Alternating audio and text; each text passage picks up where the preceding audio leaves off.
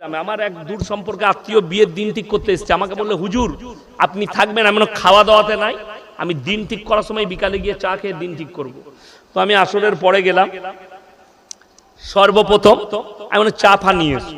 তো বাঙালিদের একটা নিয়ম আছে, চা দিলে চায়ের সঙ্গে ডিম সিদ্ধ দেয়, দেয় না?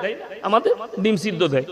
তো চানাচুর দিয়েছে, পাঁপড় দিয়েছে, বিস্কুট দিয়েছে, 3-4 রকম, কিন্তু ডিম দেয় না। আমি মনে মনে চিন্তা করলাম আল্লাহ কিনতে ভুলে গেছে না পয়সা নেই। যাই হোক চালিয়ে দিলাম।